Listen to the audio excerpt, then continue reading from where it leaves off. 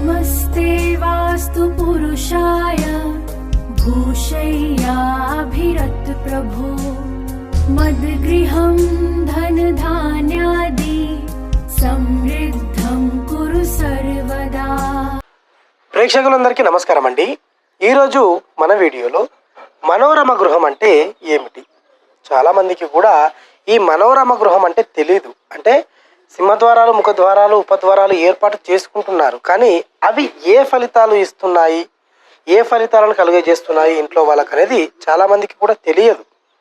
మనం గత వీడియోస్లో కూడా అంటే ధాన్యగృహం కానివ్వండి, నందగృహం కానివ్వండి, కరగృహం కానివ్వండి, జయగృహం కానివ్వండి, చాలా వీడియోస్ కూడా చేశాము। మనకు శాస్త్రంలో 16 రకాలైనటువంటి గృహాల గురించి చెప్పారు। దాంట్లో భాగంగా ఈరోజు మనోరమ గృహం గురించి తెలుసుకుందాం। మీరు ఇక్కడ చూడండి, ఒకవేళ మీకు దక్షిణంలో రోడ్డు ఉంది, దక్షిణంలో ముఖద్వారాన్ని ఏర్పాటు చేసుకున్నారు, ప్రధాన ద్వారాన్ని।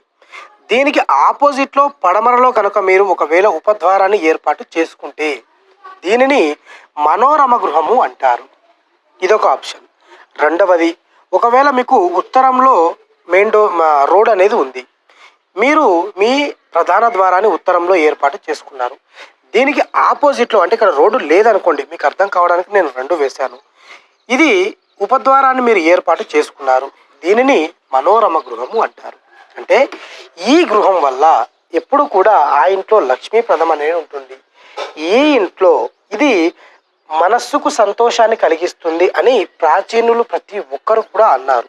అంటే మన పూర్వీకులు ఎవరైతే ఇలాంటి గృహాలలో ఉన్నారో వాళ్ళు ఆయురారోగ్యాలతో సుఖ సంతోషాలతో ఉన్నారు అనేది దీని అర్థం। మరి కేవలం ఈ ద్వారాలు ఒకటే పెట్టుకుంటే సరిపోతుందా? నేను ప్రతి ఒక్క వీడియోలో కూడా చెప్తున్నాను, ఎందుకంటే ఇవన్నీ కూడా మీరు తెలుసుకోవాలి। మనం ఒక గృహాన్ని నిర్మించడం అంటే ప్రతి ఒక్క అంశాన్ని కూడా తీసుకోవాలి, ప్రతి ఒక్క అంశాన్ని తీసుకొని గృహాన్ని ఏర్పాటు చేసుకుంటేనే అది మనోరమ గృహం అవుతుంది, ఈ ఫలితాలను కలుగజేస్తుంది। మీరు మీ ప్రధాన ద్వారం, మీ ఉపద్వారాలు ఏవైతే ఉన్నాయో అవి మీ వర్గుల ప్రకారం ఉన్నాయా లేదా, మీరు తీసుకున్నటువంటి ప్లాట్ ఏదైతే ఉందో అది మీ వర్గుకు వర్తిస్తుందా లేదా, ఇవన్నీ కూడా మీరు చెక్ చేసుకోవాలి। ఎందుకంటే కొంతమందికి ఉత్తరంలో వర్గ అనేది ఉంటుంది, వారు దక్షిణంలో ప్రధాన ద్వారాన్ని ఏర్పాటు చేసుకుంటారు, దక్షిణంలో రోడ్డు ఉంటుంది, వాళ్ళు ప్రధాన ద్వారాన్ని ఉత్తరంలో తూర్పులో ఏర్పాటు చేసుకుంటున్నారు। మీరు తీసుకున్న ప్లాట్ సరైనదే, కానీ మీరు పెట్టినటువంటి ప్రధాన ద్వారం ముఖ్యమైనది కాదు, ప్రధానమైనది కాదు। మీరు ఇవన్నీ అంశాలు కూడా అబ్జర్వ్ చేయండి। మన ఛానల్లో ప్రతి ఒక్క వీడియో కూడా చూడండి, ప్రతి ఒక్క చూసిన వీడియోను లైక్ చేయండి, వేరే వాళ్ళకు కూడా సజెషన్ ఇచ్చే అవకాశం అనేది మీరు కల్పించిన వారు అవుతారు। సబ్స్క్రైబ్ చేసుకోకుండా వీడియోలు చూస్తున్నారు, మీరు అలా చేయడం వల్ల చాలా అంటే వేరే మందికి కూడా అది వెళ్ళే అవకాశం అనేది ఉండదు।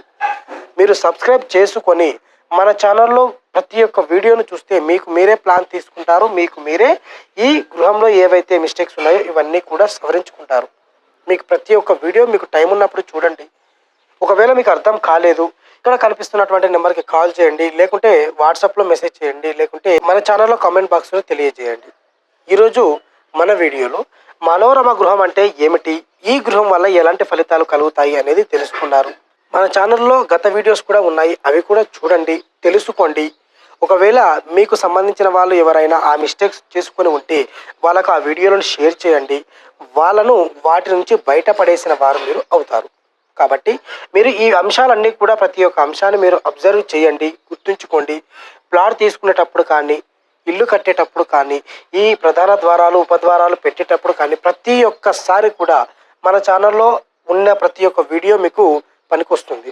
మీరు ప్రతి ఒక్క వీడియో చూడండి అని నేను చెప్పేది అందుకే, ప్రతి ఒక్క చూస్తే ఏదో ఒక పాయింట్ అనేది మీకు దొరుకుతుంది, మీకు మీరే మీ ఇంటిని సవరించుకోవచ్చు, మీకు మీరే మీ ఇంటి ప్లాన్ అనేది తీసుకోవచ్చు। ఆ ఒక్క ఉద్దేశంతోనే నేను శాస్త్రంలో ఉన్నటువంటి అన్ని అంశాలను వెతికి మీ ముందు పెడుతున్నాను। కాబట్టి మీరు ఇవన్నీ గుర్తుంచుకోండి, ఆలోచించుకోండి, ఇలాంటి గృహాలను నిర్మించుకోండి, సుఖ సంతోషాలతో ఉండండి। మరొక వీడియోతో మళ్ళీ కలుద్దాం।